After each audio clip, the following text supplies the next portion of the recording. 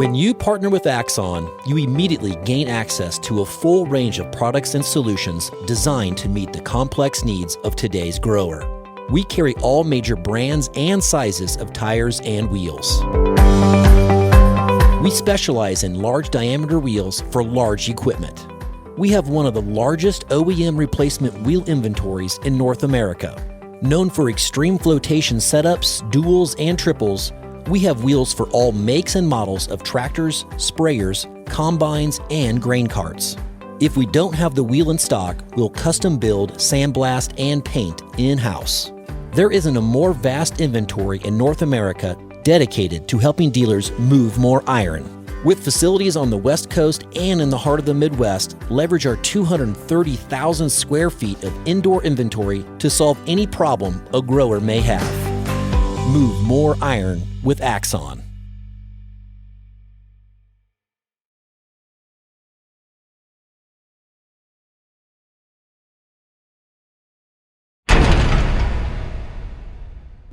Moving iron.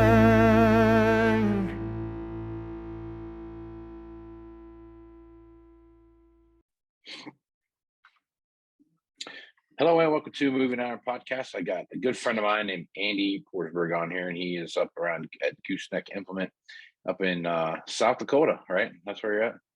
Well, a little north of there, but it's a Dakota. I just breaking your balls there, buddy. No, it's up in North Dakota. It's up there.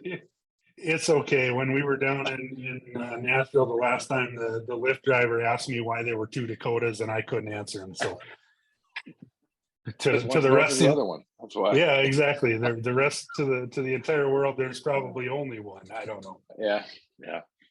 But no, Andy's a friend of mine. We have both kind of started down a path. He's walked further down the path than I am, but Andy and I are kind of fairly, I think I would call these fairly new positions in the especially in the ag equipment side of the business. I think you're starting to see more dealers pop up, but we're both kind of data. I'm a data spreadsheet guy, and I kind of look at what's going on. I'm a data analyst is my title. Still have a lot to learn on the analyzing part of it, but Andy's got a very robust background in there, so I wanted to get him on the podcast and kind of talk a little bit about what we see happening from the world of technology and how all this data that we have now can be used in the dealership to help drive sales and solve problems. So, Andy, I appreciate you taking time to be on the podcast, man. No problem. Happy to do it. Right on, man. All right, so Andy, let's talk a little bit about some stuff you see happening out there. So, let's talk about AI, right? So, a funny joke every time it comes up is I watched a pretty cool documentary about AI once. It was called Terminator, and it worked out well for everybody at the end, machine learning. But machine learning is starting to make its way into the agricultural space, not just on I'm sure the seed guys and the chemical guys and the various mapping things and all the technology that's followed that. They've had machine learning for a long time. Obviously, look at the machines and what's out there. That's been around for a while, but from a kind of a predictive analytics scale, we're starting to see it pop in. So, as I look at this, I would have never thought that, hey, we can take a look at service work orders, and we can take a look at parts and where they're at, what they're doing, and start really kind of moving things around based around machines, population, those kind of things. I've always had that thought in my head, but actually building something to make that fundamentally work has been, once you start trying to do it, you figure out pretty quick it's next to impossible to put together. So this AI thing, as it comes together, you're starting to see some of these companies out there. Like, for example, there's a company called Data Robot, and Data Robot is a machine learning AI machine that can feed it with stuff, and it's going to spit out some answers for you. So I guess, Andy, as you're looking at that, what are your thoughts there, and how do you see that functionally working in the ag equipment business? Yeah, I think you're right, Casey. The big thing that I've come to realize doing this job is, there's never a shortage of data, right? Whether it's work orders, whether it's, dealer business system data, industry data, whatever that is. It's just, you sit and look at it, always have a great idea of, hey, I should be able to do something with this. Right. And just sitting down and trying to figure it out. It's much more in depth than putting an Excel spreadsheet together. Yeah. How many VLOOKUP formulas can you have before the spreadsheet finally doesn't open anymore?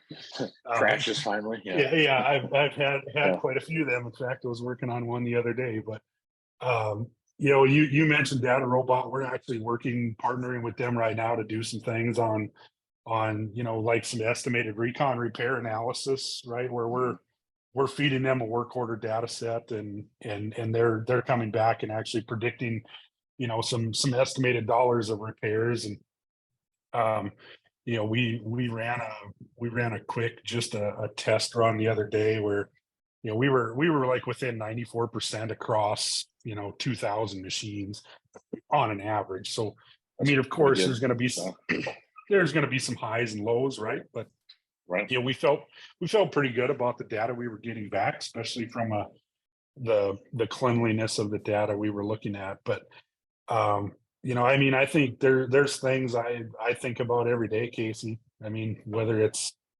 number of quotes being made today versus yesterday, or what's being quoted today versus yesterday, that these machine learning platforms really kind of have a niche in our market to just analyze these big data sets that we have, that really, like you or I have a little bit of know-how of the industry, but to actually sit and break that down in a spreadsheet and pivot tables or whatever that looks like, you said it, it's next to impossible. And even if you did finally figure it out, by the time you did, it's old news anyway. It's old news. Yeah, exactly.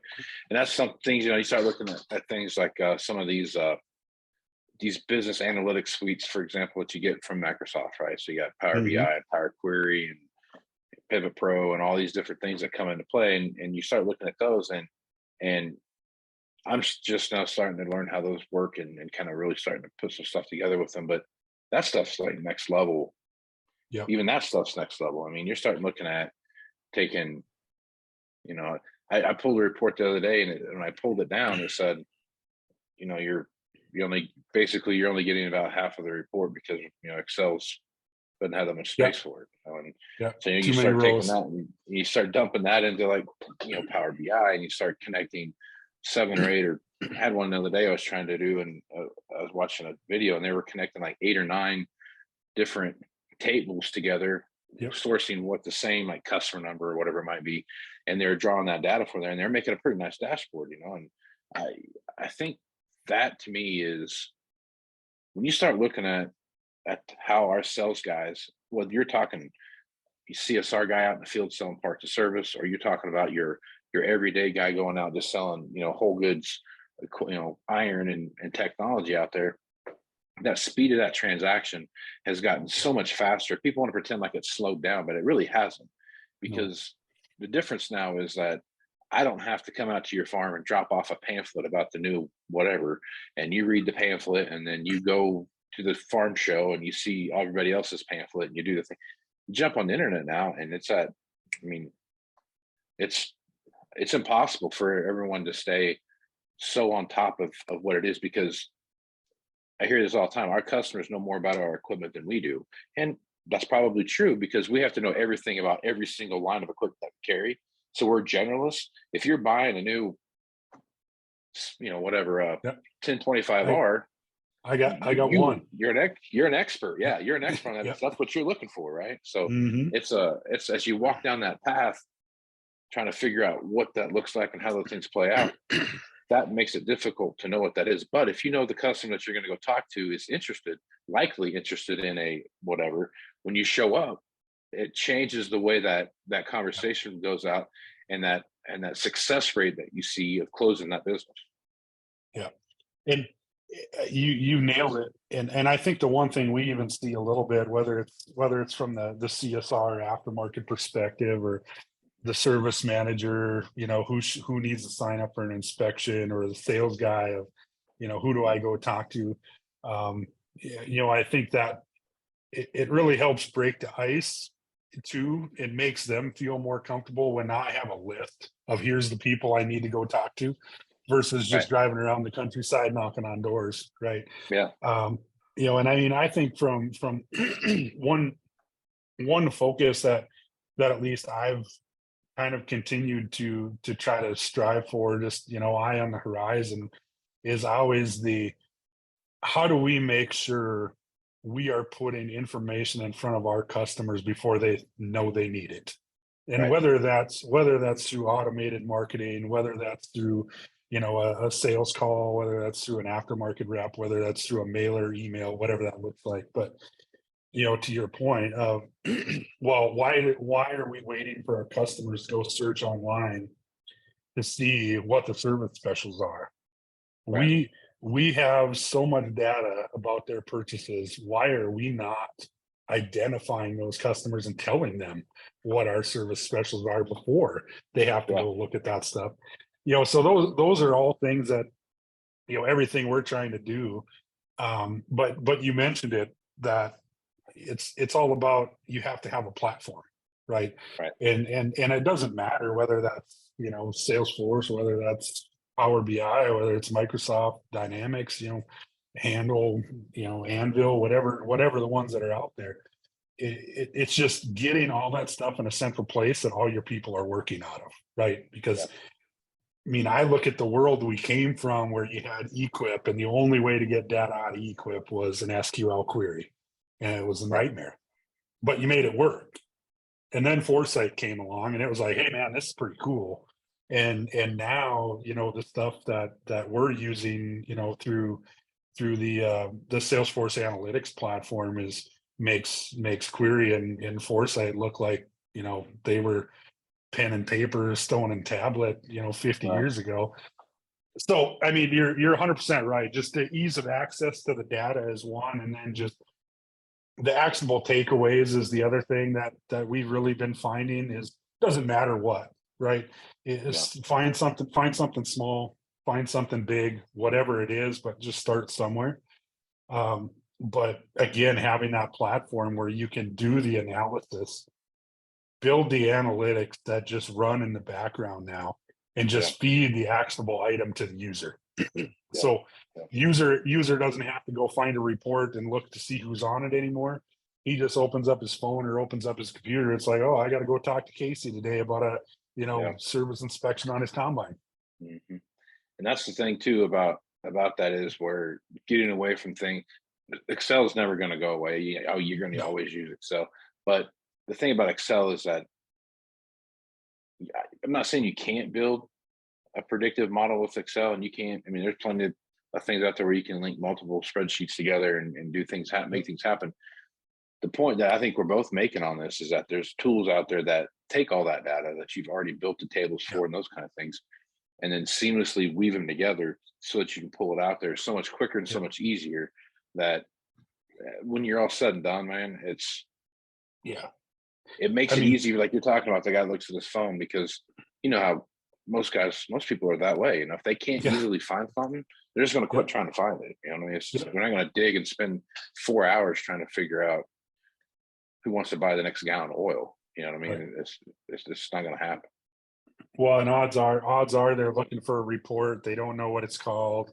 And then when they do finally find it, there's 3 of them and they don't know which one to use. So then they question whether or not it's right. And it's way easier to just run all that in the backside and then just say, here you go call Farmer Brown, and tell them what they need to do. And if they, and I mean, we're not hiding any of the data from them. They want to see what's causing all that. We get a ton of input from our end users before we would build or generate any of that, just to make sure that we're going down the right path and that the data is valuable. So I mean, because the last thing you want is put something in front of them they're not going to use. Right, exactly. And I think so. You hit on another good point. I think with the amount of data that we're just getting from machines now. I mean, holy crap! When it's idled, how far it drove down the road, where it stopped at, how many hours it worked, at what percentage of the horsepower rate. I mean, there's so much stuff that you can know about all this stuff. That data it's not like it's new data. That data's been out there for however long, 10 years, that's been 11 years it's been out there. And if you're on the construction side, it's been out there even longer than that. So So you're looking at all this data you have. And I think I almost equate that back to when yield mapping first showed up on the market, right? However, 20 years ago, whenever that was. And I remember a story at the dealership where a guy came in and said, "Hey, I've got 20 years worth of maps. Somebody said you guys could, compile all this stuff into one electronic format, and I could see what happened." And the guy's, "Oh yeah, we run through this thing, puts it in this system, it's a million different thumb drives, all labeled with whatever on them, and gets it all done." And the guy goes, "Man, this is really great to have all this data. I don't know why I keep it, because I don't do anything with it." Well, it's 20 years, literally 20 years of yield data. And that's and now you start to have that same conversation with those customers, and they're like, "Oh, well, yeah, we go back in and we, reduce the amount of fertilizer we put down here, and, variable rate this and that, blah, blah. They can do a bunch of different stuff." Well, I almost kind of take a look at that from a perspective of the telematics that we see on these machines now. People love it because they can see where their machine's at on a computer screen. But what are you doing with the other 99.9% of the data that comes out of that, other than just where the machine's at? And I think that's an eye-opening conversation. You sit down with someone and say, "Hey, look, this machine idled 450 out of the 600 hours that you had it. Did not move anywhere, just sat there and idled for 450 hours over the course of however long you had it. Or, you know what, you've only been using 67% of the horsepower of this machine. Unless you just want the biggest, baddest machine out there, that's great. But there's opportunity for you to either increase your implement size or, get a smaller machine or whatever, So just having those kind of conversations, I mean, we start talking to those guys about, "Hey, look, man, this is what your machine's doing. Here's where we can save you some money, or here's what you can do if you just do that." Because unfortunately, idle hours cost as much as working hours, and that's the big kind of elephant in the room, I think, a little bit to some folks when you're having that conversation with them about used equipment, what's that look like. So I guess as you're looking at that, Andy, and you're talking about to your customers, like, how are you utilizing that data to have that conversation? Well, it's funny you mentioned that we just had a conversation with a customer the other day. We're talking about that exact same thing, and he's a pretty progressive guy. I mean, he's all about the data like me. So I mean, we nerded out for about 3 hours in his shop just talking about data. But most of the farmers you talk to are still today, even still in that mindset of, "Well, yeah, I collect all this stuff, I record it, it's all in the op center, but I don't do anything with it." It's like, "Oh, well, why do you record it and put it there?" "Well, you guys told me I had to." "Oh, okay." But but I agree with you 100% that these guys, they don't realize it. I was looking at one individual, was talking to our precision ag guy, and in prep for this meeting with this customer, he was actually out there looking at different farmers that he dealt with and looking at sprayers.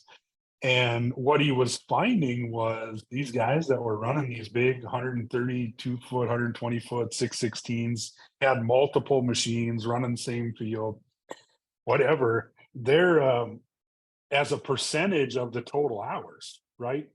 Their working time was about half of what a guy running like one sprayer was. So it's like, well, what's causing that to happen? I mean, what's going on that those percentages are so off?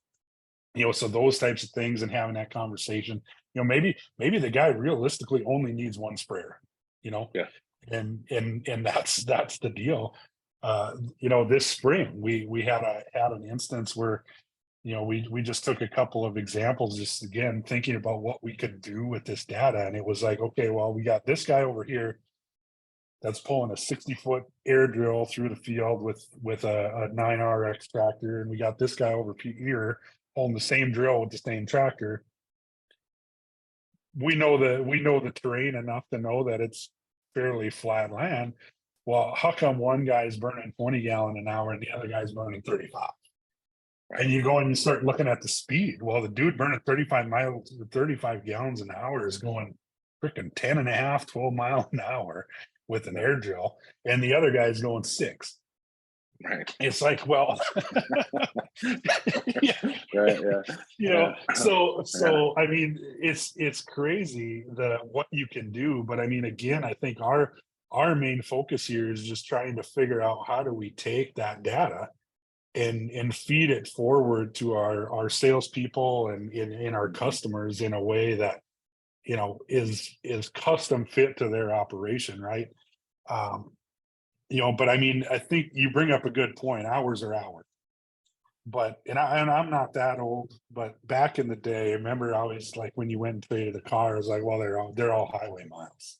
Like, well, what's the difference between Right. a highway mile and a gravel Right. road mile? You know, so Right. so my almost general question would come back to, well, does that data actually start to affect some machine pricing? Where if I'm looking at an 790 combine right now and it's got 350 hours on it, but realistically 125 of them or 200 of them were threshing hours, but this guy was pushing his machine, you know, 70% capacity, and this one over here's got the same amount of hours but was running at 95. Well, Right. which machine do I want? The one that was babied or, you know, down the highway, or the one the guy was out on the trails with? Right. Exactly. Yeah. And I think that is the we can start looking at where the premium is on the machine, right? Or like what that, you know, we've gone down this path all the time and talked a lot about forever since I've been doing this. Like, how do we develop that certified pre-owned program, right? And Yeah, the and everyone's levels. got a, Everybody's yeah, I always mean, had the everyone's level. got a level. You know, what's a premium Yeah. premium pre-owned machine look like, and what's Yeah. a certified pre-owned, all these different things, and start running them up.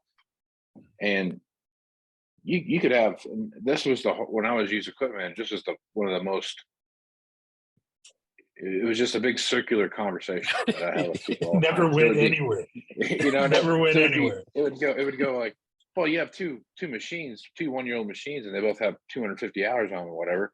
Yep. One's better than the other one. Well, no, they both have 250 hours. What could be wrong with them? Like, a lot could be wrong with them, you know.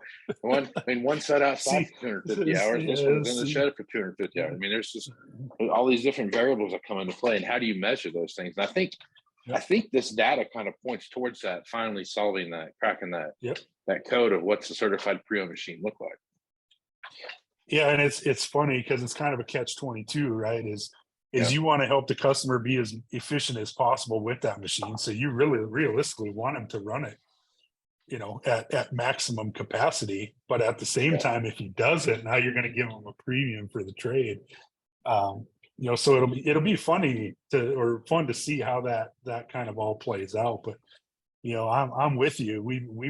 I was, you know, used equipment manager for 6 years, and it was the same thing. You just, one of those deals, you could never get it off the ground because nobody understood what it was about. It's like, well, you see that combine sitting over there with the new feeder hose drum on it, and that one doesn't have one.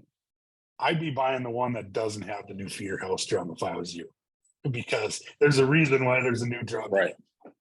You know. Yeah. Yep. And I think those are the kind of things when you start looking back on all those barriers we tried to, you know, get around and go over all the time. We just kind of, it's like you jump over the barrier, and by the time you hit the ground, it's the same barrier again, but it's just taller than it was before. You know what I mean? So you start, because you had no real, everything was so abstract. There was no there's no hard and fast data out there showing you differently. Right. You couldn't sit down with a spreadsheet and pencil out or explain to a guy, hey, based on our sales history and this machine in this market, this machine is worth this much, but this guy's machine brings this much. It was, well, first off, as a sales guy, I don't know that there's too many sales guys that are going to do that.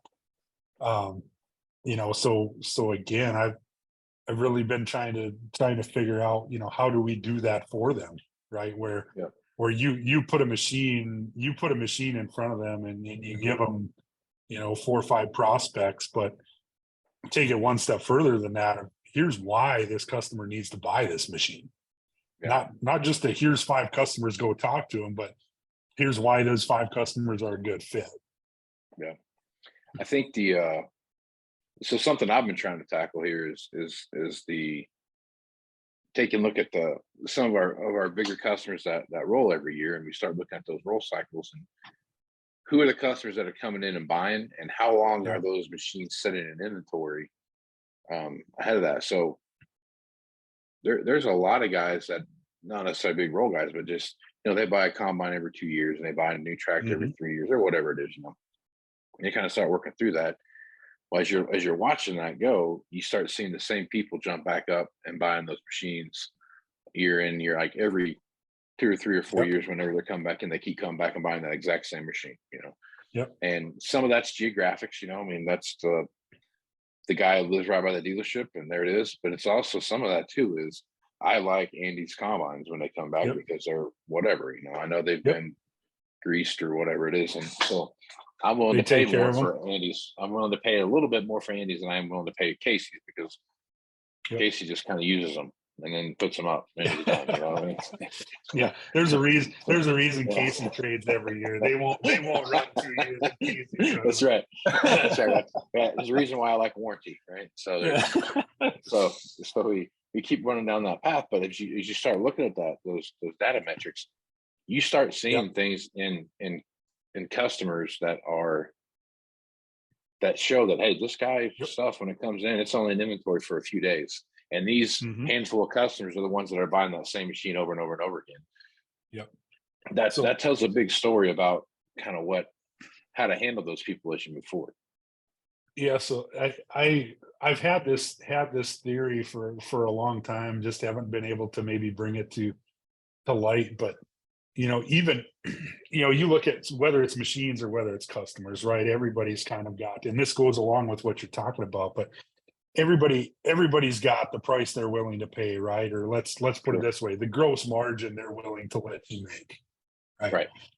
And whether that's so I mean, it'd be interesting to see in that concept, right? To go and look at those machines, and okay, when they go to this customer, we're making X gross margin that comes in and buys them every year. But when they get to sold some random guy, they make X gross margin, or maybe it's 1% less, right? And then start looking at it from the perspective of the trade-in customers. Yeah. So now you actually start matching up your premium trades with your customers that are willing to pay premium dollar to, and your not so premium trades to the customers that are going to come in and just want you to drop $5,000 off the price, regardless of the machine. So be interested. Now I'm gonna have to go do some crunch some numbers on that and see what that looks like. Yeah, but and I think that's where we're headed. You start looking at this, because just like what you talked about, I'm so convinced now with the way machines especially used prices are right now. New is crazy expensive, but as you're looking at those things, I'm a firm believer that some of the guys that used to be new buyers are now 1 or 2, or maybe even in some cases even 3 to 5 year old buyers, just depending on where they're at. And because of the way things have gotten, and they're kind of, for lack of a better term, they're kind of stuck in this box. What I mean? So bringing those the expectation of, guys, 5 years ago I was buying new combines. Now you're telling me that I can only afford to buy a 3-year-old combine or a 2-year-old combine with hours I would never have dreamt of running on a machine, much less buying at that hour. So now you got to start talking to them like, okay, I hear what you're saying, but look, if you look where this machine's been through and the warranties that are on, this is about as good as new as you can get, and start having those conversations. And to your point, you're right. We have the data to match the right machine to the right customer, and the customer doesn't have to have, hey, Mr. Customer, here's 6 machines we think that are probably going to fit well for you, in your operation. Instead of, here's 150 combines, why don't you sort through them all real quick and tell me which one you want, without knowing anything about any of them. You know what I mean? So if you understand the customer, what they're doing, I really think that we have the sources out there to just say, hey, look, here's 5 combines, and they're all different places throughout our dealership network. But I think these are the 5 combines that are going to fit for you. Which one do you like the best? And really, I think subconsciously, Casey, that's already happening out there. The salesmen are Yeah. doing it. And that's why there's this constant, that's my trade. I'm going to go sell that. I need to go talk to my customers to sell that because I traded it in. And it's funny because you can take the same machine from two different customers at two different stores. Let's say you got two mud guys. And I've seen it happen time and time again where the machines are identical, same amount of hours, just two different salesmen, two different customers. Salesman that traded in the 4 at the one store will go sell them 4 right away. And the other 4 will sit on the other store's lot for 90, 180 days. And you go talk to the salesman that sold all his right away. He's like, yeah, I can sell 4 more if we had them. Like, so he's going to go talk to his customer about trading again to get 4 more trades because he can go sell 4 more. It's like, well, we got 4 more right over here. Well, but they're not mine. I don't feel comfortable going and talking to a customer because, again, I don't know where they came from. I don't know how they ran them. I don't know what they did to them. So I think hopefully, to your point of that, this whole data world we're dipping our toe into right now at best is really probably takes some of that away. Yeah. And I think also too, like, and you and I have talked about this at some length, but taking a look at machines and start trying to show like known failures at different hour ranges. I mean, Gary, again, we have so much.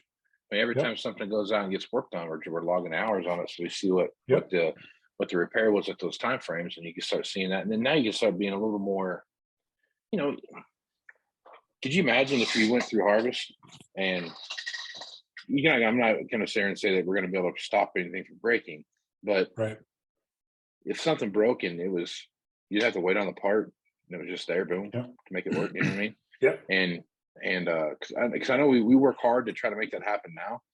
And we've got systems that make those things happen, but we have the part. This might not be in the right place, the right time, and some of that might just be because that particular store sold a few of those, and we got one there, and no one's the idea of using machine population as a measuring stick as to where you need to have what where.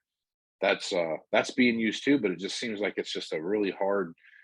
That flywheel, getting that flywheel to turn and start and get the engine cranking, it just seems like it's getting harder and harder to make that turn. And I see that happen all the time, from a parts perspective, right? Is we got 20 of them in the group and this store is out and we don't have any. It's like, no, we have 20. We have 20 on hand.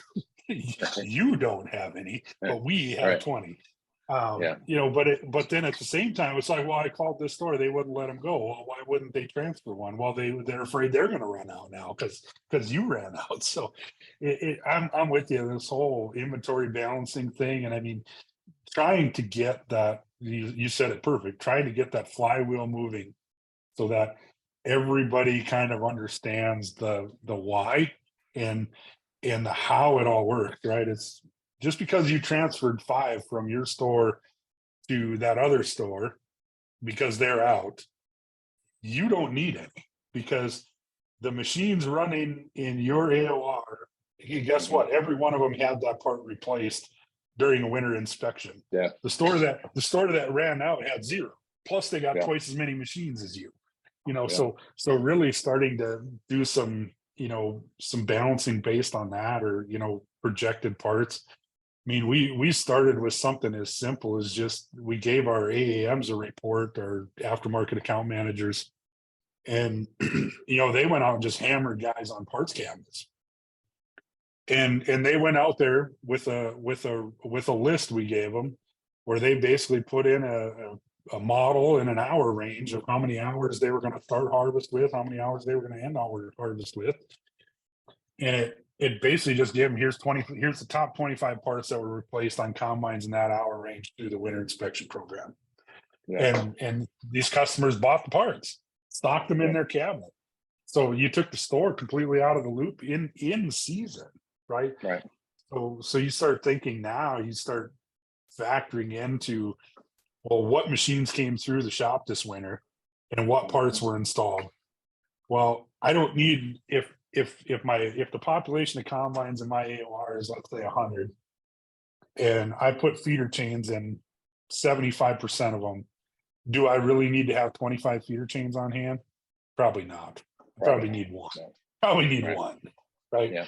So, and again, it's the flywheel thing though is helping, whether it's the parts managers, service managers, store managers, just counter people, whatever, just understand that it's like, well, we're not telling you ain't going to sell it. We're telling you that you should be focused on selling other stuff, because this is a very, very low probability of you making any money.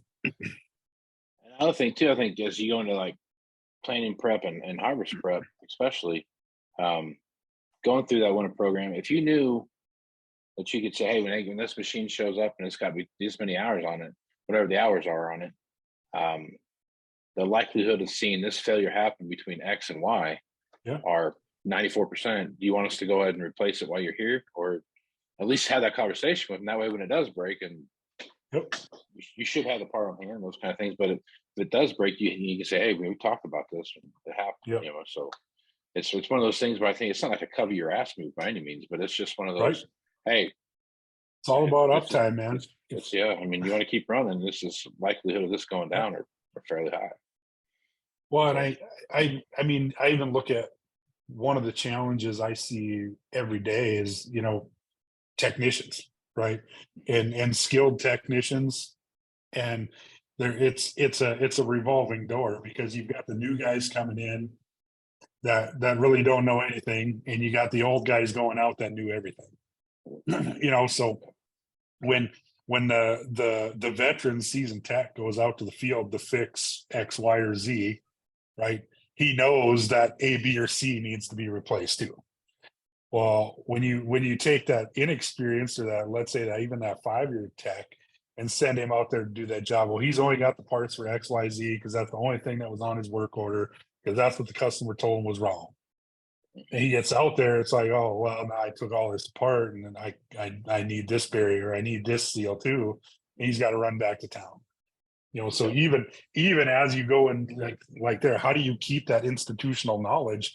And you know, we've been trying to figure that out. Like, do we, you know, develop some kind of, you know, memory device where we can like extract these guys' memory and, you know, stick it on the shelf? But you start to think about it, it's all on the work orders, Casey. It's all there. It's all there. Yeah. Complaint cost correction. Whenever you do this job code, 5 hours later you do this, or 25 hours later you do this. It's all there. It's just getting it in a platform and doing something with it. Yeah. And that's what you just said there. I mean, cause complaint fix, right? And then you go and you put those things back in there, and it's all, like you said, it's not like these guys are just going out to the guy's place and then fixing stuff and saying like, it'll be $500, you know, they're given a piece of paper they got generated in a business system someplace that has all that information in it. So all that stuff's right there. And it's the hard part about all this though is, and this is what I'm finding out doing this, is that I've got amazing ideas that I have zero idea how to implement, because it's getting the data and trying to find the data and then arranging the data so that you can use it. And then, you know, good example. You look at some of the stuff and how things are labeled in the system. I mean, when the first started putting 9770s, for example, in the system, it was 9770 space STS. And then 5 years down the road, it went to 9770s, you know, no space. STS. Got rid of space. Right? Well, it was whoever from JDIS trained them on how to create stock units that day, right? You know, half of them trained them to put spaces in, and then all of a sudden Deere starts sending them through the mint pole without spaces. It was like just I agree with you. It was data. The quality of the data is just as important as you know, the quantity.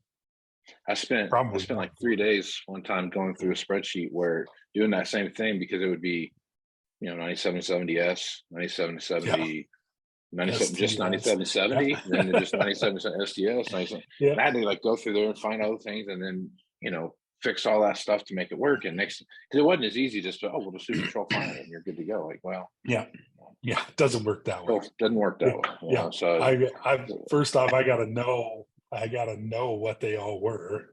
right, yeah. And it's just working your way through all that, and yeah.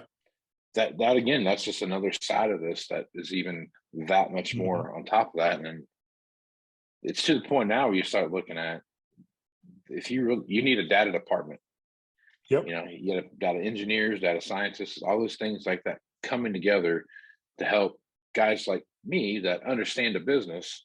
Yep, I can run a spreadsheet, I can build a spreadsheet, and I can do an if then statement, but I'm not a wizard by any means in that stuff, and using stuff like SQL and query and Power BI and all this kind of thing, and just using all those tools.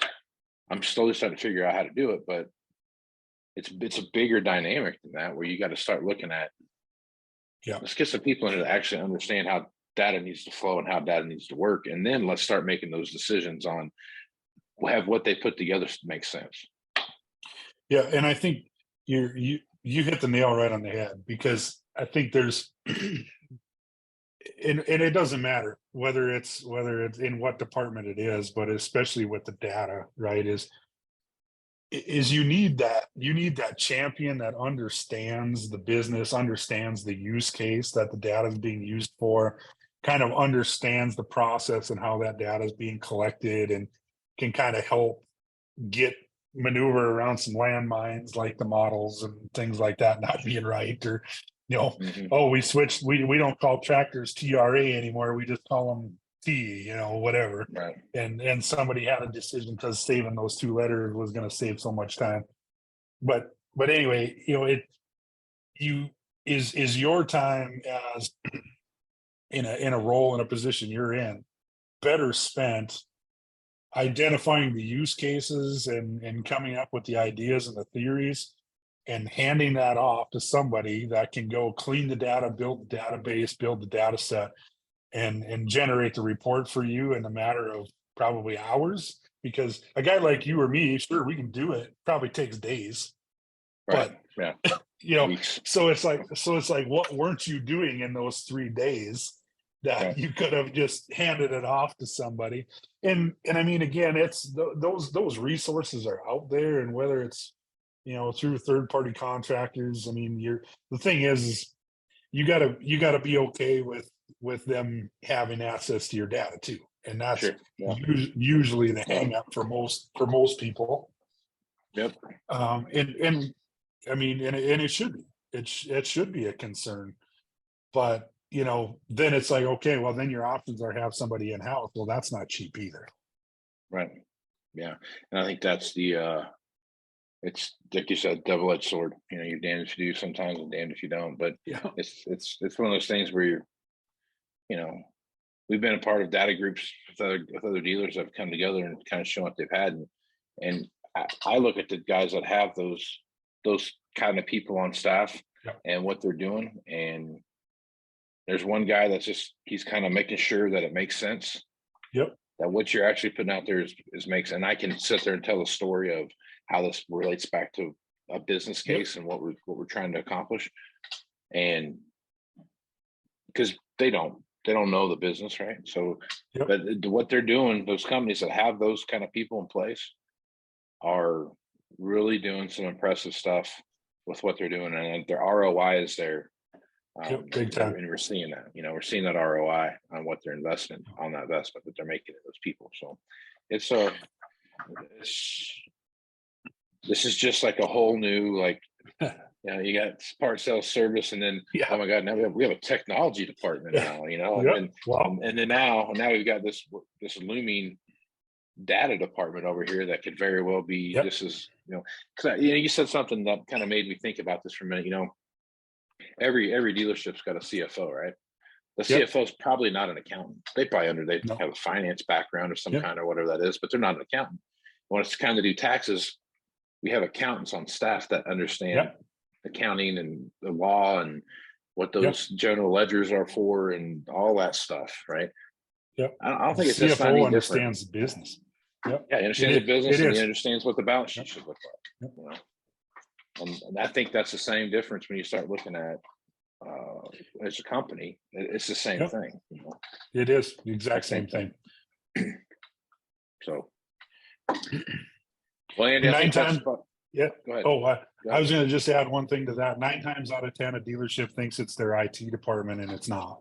You know, it's not. I've seen it happen time and time again where it's like, oh yeah, we got a data guy. Oh really? Well, what department's he in? Well, he's our IT. He's in our IT department. It's like, I mean, I get it if he was a business guy and you moved him into IT because of a reporting structure or something like that. But most of the time, I would say if they have an IT background and went into it as an IT type person, they don't understand the business. Most likely, it's not going to wind up working very well. Yep. And on the backside of that too is they still have email issues to fix and server problems and password resets, you know, all that stuff. That I mean, it takes up all day long just doing those stuff. It does. So it does. So it's a whole other thing there. So, well, Andy, this is a good conversation, man. I think it's a good place to stop. I really appreciate you coming to the podcast. If folks want to reach out to you and pick your brain about stuff, what's the easiest way to do that? Easiest way is probably just email. It's Andy Porsborg, PORSBORG at gooseneckimp.com. Right on, man. Phone. They can give me a call too, 701-509-2518. Cool, man. Well, Andy, I really appreciate you being on here, man. And I think this is like that next iteration of what the ag implement dealership thing is going to look like and go through, and we're slowly starting to see these things come together, and it's going to be like, you know, what was it called before I asked you? I mean, AMS, you know, AMS departments, you know what I mean? You know, something similar to that. And as these kind of things start coming in, how it reacts to the dealership, and not just for the internal workings of the dealership, but what we can do with the customer. So it's a brave new world, man. Brave new world out there. So looking forward to it. Oh man. Well, Andy, thanks again, and we'll talk to you soon, bud. All right, thanks, man. Right on. I'm Casey Seymour with Moving Iron Podcast. Check me out on Facebook, Twitter, and Instagram at Moving Iron LLC. Go to LinkedIn at Moving Iron Podcast, and go to the video version of this over on the YouTube channel, which is the Moving Iron Podcast YouTube channel. For everything Moving Iron related, go to MovingIronLLC.com, and you get all the information there. So with that, I'm Casey Seymour with Andy Porsborg. It's going to be some iron, folks. Out. Moving iron in the 21st century. Hard-working people working hard for you and me. Moving iron, time and time again. Through the years you'll find us here.